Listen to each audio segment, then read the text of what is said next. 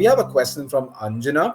Anjana Jose asks us, most of the Indian parents and a few youth have an odd feeling towards going to a psychologist. Like, they're very judgmental. So how can we make them understand the fact that, there's nothing to judge it about? I mean, it's pretty normal. And so how do you bring about that normalcy to this thought of approaching or visiting a psychologist? Yeah, I think,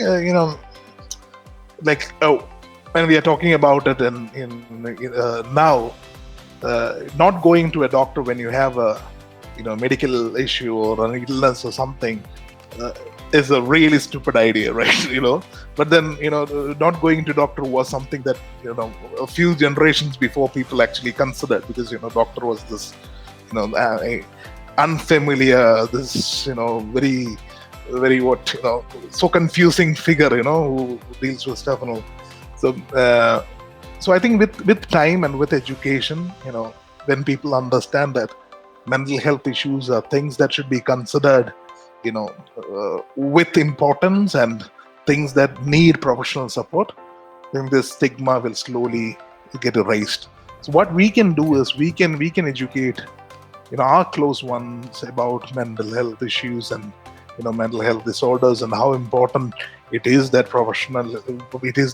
people seek professional help when it's needed. So when you have these conversations, people will get more educated and more aware about this, very unfamiliar and very, what do you say? It's something that they cannot understand. They'll get some sense of it, and when they get sense of it, that stigma will slowly be erased. So let's have conversations. That's something which we can do. Let's have conversations indeed.